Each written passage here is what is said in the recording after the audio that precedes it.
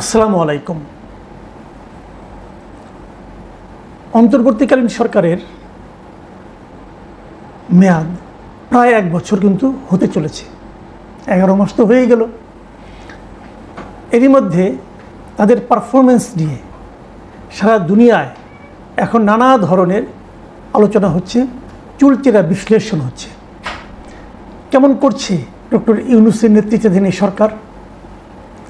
পশ্চিমা বিশ্বে যে বিশ্বের উপর সবচেয়ে বেশি নির্ভর করতেন ডক্টর ইউনূস নিজে, যতবার উনি আওয়ামী লীগ সরকারের সঙ্গে বিরোধী জড়িয়েছেন, অথবা বলা যায় আওয়ামী লীগ সরকার অথবা শেখ হাসিনা সরকার জড়িয়েছে ডক্টর ইউনূসের সঙ্গে বিরোধে, ততবার কিন্তু ডক্টর ইউনূসের পক্ষে দাঁড়িয়েছে পশ্চিমা বিশ্ব, পশ্চিমা মিডিয়া। সেই পশ্চিমা বিশ্ব এবং পশ্চিমা মিডিয়া তাদের কথাবার্তা শুনে এখন যেন মনে হচ্ছে তারা ডক্টর ইউনূসের বিপক্ষে কথা বলছে। এই পরিবর্তনটাকে ডক্টর ইউনূস কীভাবে গ্রহণ করবেন? উনি কি এ সমস্ত ব্যাপারে সচেতন আছেন? কিছুদিন আগে উনি লন্ডন সফরে গিয়েছিলেন, অনেকের সঙ্গে দেখা করেছেন, অনেকের সঙ্গে দেখা করতে চেয়েছেন কিন্তু পারেননি। কোথাও সম্মানিত হয়েছেন, কোথাও কিঞ্চিত অপমানিত হয়েছেন। ইন্টারভিউ করেছেন একাধিক, নানা জনের নানা কথা। এই সময় উনি ইকোনমিস্টকেও একটা ইন্টারভিউ দিয়েছিলেন।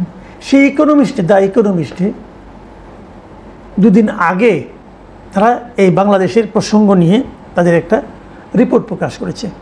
এই রিপোর্টের শিরোনাম তাদের অনলাইন সেকশনে একভাবে আছে এবং প্রিন্ট সংস্করণে আরেকভাবে আছে। প্রিন্ট সংস্করণে লিডার্স শাখায় এটার শিরোনাম হয়েছে আনব্যান দ্য আওয়ামী লীগ, মানে আওয়ামী লীগকে ব্যান না করা, এই ছিল শিরোনাম। আর এটাই যখন অনলাইনে প্রচারিত হয়েছে সেখানে লেখা হয়েছে banning the opposition is no way to revive Bangladesh democracy, মানে বাংলাদেশের যে গণতন্ত্র সেটাকে ফিরিয়ে আনার ক্ষেত্রে বিরোধী দলকে ব্যান করা কোনো পথ হতে পারে না। বুঝতে পারছেন, ডক্টর ইউনূস এ সময়ে রাজনৈতিক অঙ্গনে সবচেয়ে বড় যে স্টেপটা নিয়েছেন সেটা নিয়েই উনি সবচেয়ে বেশি বেকায়দায় পড়ে গেছেন। উনি আওয়ামী লীগকে ব্যান করে ঠিক করেননি। হয়তো বলবেন আওয়ামী লীগকে তো ব্যান করা হয়নি। হ্যাঁ, ব্যান করা হয়নি, কিন্তু আওয়ামী লীগের কর্মকাণ্ডকে, রাজনৈতিক কর্মকাণ্ডকে নিষিদ্ধ ঘোষণা করা হয়েছে যতদিন পর্যন্ত না বিচার হয়। তো বিচার তো আর কালকে হচ্ছে না। এই বিচার হতে যদি 5 বছর লাগে, তো 5 বছর আওয়ামী লীগ কোনো রাজনৈতিক কর্মকাণ্ড করতে পারবে না। আর আপনি যতই বলেন না কেন, যাই বলেন না কেন, আপনি প্রমাণ করতে পারবেন না যে এই সিদ্ধান্তটা, এই যে আওয়ামী লীগকে রাজনীতি করতে না দেওয়ার সিদ্ধান্তটা, এটাকে খুবই গণতান্ত্রিক সিদ্ধান্ত বলা যাবে, এটা প্রমাণ করা কঠিন, সম্ভব না, ইম্পসিবল। এটা জাস্ট গায়ের জোরে আমি বলবো। আপনি হয়তো বলবেন এটা আইনের মাধ্যমে, আইন মানে একটা কালো আইনের মাধ্যমে, একটা নির্বাহী আদেশে একটা কালো আইনের মাধ্যমে এই কাজটা আপনারা করেছেন। এই যে গায়ের জোরে একটা সিদ্ধান্ত নেওয়া, আমি শুরু থেকেই কিন্তু বলে এসেছিলাম যে এই কাজটা এই সরকারের জন্য বুমেরাং হয়ে যাবে। তখন বিএনপি একটা খুব অদ্ভুত ভূমিকা পালন করেছে। বিএনপি মুখে মুখে বলেছে তারা কোনো দলের নিষিদ্ধ চায় না। যখন এই ঘটনাটা ঘটেছে, যখন সরকার এরকম একটা সিদ্ধান্ত নিয়েছে, তখন তারা কিন্তু কোনো প্রতিবাদও করেনি। সরকার ভেবেছে কেউ তো প্রতিবাদ করছে না, এটা বিরাট কাজ আমি করে ফেললাম, হাসনাত আবদুল্লাহর হুমকিতে টলমলো হয়ে এই সিদ্ধান্ত নিয়ে নিলাম। ঈদের আনন্দ সবাই অনুভব করলেন। নেট রেজাল্ট কি? নেট রেজাল্ট হলো বিদেশের মাটিতে অথবা বিদেশি মিডিয়াগুলোর কাছে এই সরকারের এই কর্মকাণ্ডকে তারা প্রশ্নের মুখে তুলে দিল এবং বিদেশি মিডিয়াগুলো এটা সমালোচনা করলো এবং তারা বলেছে এই কাজটা তারা ঠিক করেনি। যে রাজনৈতিক ঐকমত্য গঠন করার কথা ছিল, শেখ হাসিনা সরকারের পতনের পর দেশটাকে সামনের দিকে অগ্রসর করে নেওয়ার জন্য যে পদক্ষেপগুলো নেওয়া উচিত ছিল, সেই সব পদক্ষেপ নেওয়ার ক্ষেত্রে সবচেয়ে বড় বাধার যে কাজটা, সেই কাজটা হলো এই একটা রাজনৈতিক দলকে তার রাজনৈতিক কর্মকাণ্ডকে নিষিদ্ধ ঘোষণা করা, এবং এটাকে তারা মোটেই পছন্দ করেনি। ইকোনমিস্টের লেখায় কি লেখা হয়েছে আমি একটু আপনাদের পড়ে শোনাই। ক্ষমতাচ্যুত আওয়ামী লীগের কার্যক্রম নিষিদ্ধ করার সিদ্ধান্ত গণতন্ত্র পুনর্গঠনের প্রতিশ্রুতির সঙ্গে সাংঘর্ষিক। মানে এই সরকার যে গণতান্ত্রিক পুনর্গঠনের যে প্রতিশ্রুতি দিয়েছে তার সঙ্গে এই সিদ্ধান্তটা সাংঘর্ষিক। বিতর্কিত সন্ত্রাস বিরোধী আইন সংশোধনের মাধ্যমে জারি করা নিষেধাজ্ঞা আইনি ও নৈতিকভাবে প্রশ্নবিদ্ধ। এটি সেই পুরনো রাজনৈতিক প্রতিশোধের চক্রকে আবার জাগিয়ে তুলতে পারে।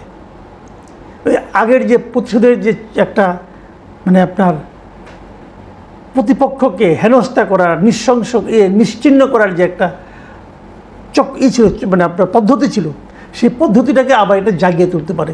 এবং সেই পদ্ধতিটা আমরা প্রয়োগ করতে দেখেছি আওয়ামী লীগ সরকারকে, আওয়ামী লীগকে।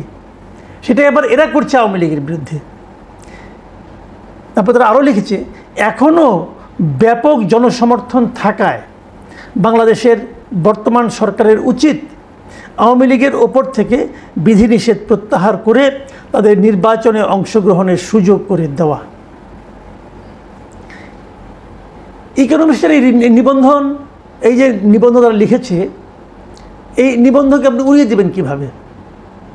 এখন কি আপনি বলবেন যেটা আগে বিএনপির ব্যাপারে বলা হতো, আওয়ামী লীগ বলতো, বিএনপির পক্ষে কিছু গেলে আওয়ামী লীগ বলতো এটা বিএনপির লোকজন, জামাতের লোকজন টাকা দিয়ে করিয়েছে। এখন কি আবার এই সরকার বলবে এটা আওয়ামী লীগ টাকা দিয়ে করিয়েছে? আমরা একটা অদ্ভুত মানে মানসিকতা, অদ্ভুত আচরণ আমাদের সরকারগুলির মধ্যে দেখি। আমাদের সরকারগুলো সবসময় আমি দেখেছি যখনই নিজেদের বিপক্ষে যায় তখনই সেখানে যারা বিরোধী দলের ষড়যন্ত্র খুঁজে পায়। এখন ইকোনমিস্টকে সেই ষড়যন্ত্রের মধ্যে ঢুকে গেল কিনা এটা ডক্টর ইউনূস নিজে ভালো বলতে পারবেন। তবে ইউনূস সাহেবের গ্রহণযোগ্যতা পশ্চিমা বিশ্বে যে একটা বড় ধরনের ঝাঁকুনির মুখে পড়েছে এতে আমার কোনো সন্দেহ নেই। দেখুন, এটাতে পুরো এই ইউনূস সরকারের 11 মাসের যে কর্মকাণ্ড তার বিশ্লেষণ করা হয়েছে। কি কতটুকু পেরেছে, কতটুকু পারেনি, অর্থনৈতিক খাতে কেন ভালো করেছে, চীনের সঙ্গে চীনের দিকে ঝুঁকে পড়ার ব্যাপারটা বলেছে, চীনের দিকে ঝুঁকে পড়ুক এটা বাংলাদেশের অনেকেই চায় এটাও বলেছে। আবার পাশাপাশি এটাও বলেছে চীনের সঙ্গে ঝুঁকে পড়লে সেটা যুক্তরাষ্ট্রের সঙ্গে সম্পর্কের ক্ষেত্রে ক্ষতিগ্রস্ত হতে পারে, এটাও বলেছে। আবার তারা আরেকটা কথা বলে, তারা একটা জরিপ করেছে। তারা বলেছে যারা যারা নাকি নির্বাচনে এরই মধ্যে ভোট দিবে বলে সিদ্ধান্ত নিয়েছে তারা তাদের মধ্যে একটা জরিপ করেছে। এবং সেই জরিপে কী হয়েছে, মাত্র 5% লোক এনসিপিকে সমর্থন করেছে, এইটা তাদের দাবি। মানে যে এনসিপি নতুন হয়েছে, ডক্টর ইউনূসের বদান্যতায় গড়ে উঠেছে, যাদের দাবির প্রেক্ষিতেই মূলত আওয়ামী লীগকে নিষিদ্ধ করা হয়েছে, সেই দলটির পেছনে মানুষের সমর্থন মাত্র 5%। এটা ইকোনমিস্টের হিসাব। সেখানে বিএনপির সমর্থন হলো 42%, জামাতে ইসলামের সমর্থন হলো 32%। এবং আওয়ামী লীগ নির্বাচনে অংশ নেবে না এটা তারা জানে, জেনে তারা আওয়ামী লীগের পক্ষে কিছু বলার সাহস পায়নি অথবা ভয় পেয়েছে। তারপরেও একটা বড় অংশ তারা সাহস করে বলেছে যে তারা আওয়ামী লীগকে ভোট দিবে। সেই সংখ্যাটা কত? সেই সংখ্যাটা 14%।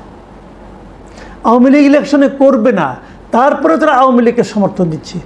যদি আওয়ামী লীগ ইলেকশন করত, যদি আওয়ামী লীগকে সমর্থন করাটা আইনগতভাবে অপরাধ না হতো, তাহলে এই সমর্থনটা কোথায় যেয়ে দাঁড়াতো?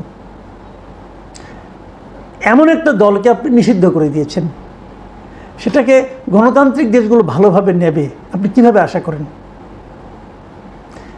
ইকোনমিস্টের মতো পত্রিকা যখন সরকারের এভাবে সমালোচনা করে, ইকোনমিস্টের মতো পত্রিকা যখন বলে যে কোনো দলকে নিষিদ্ধ করা গণতন্ত্রের দিকে যাওয়ার পথে কোনো ভালো কাজ নয়, তখন বুঝতে হবে ডক্টর ইউনূসের গ্রহণযোগ্যতা সারা দুনিয়াতেই কমে যাচ্ছে। তখন বুঝতে হবে যে প্রতিশ্রুতি, গণতন্ত্রের যে প্রতিশ্রুতি দিয়ে ডক্টর ইউনূস দায়িত্ব নিয়েছেন, তিনি সেই প্রতিশ্রুতি পালনে মর্মান্তিকভাবে ব্যর্থ হতে যাচ্ছেন।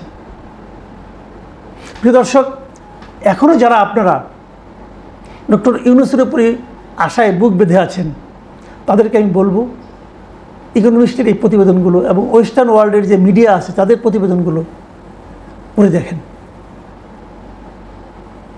প্রিয় দর্শক, এখন এই পর্যন্তই। আল্লাহ হাফিজ।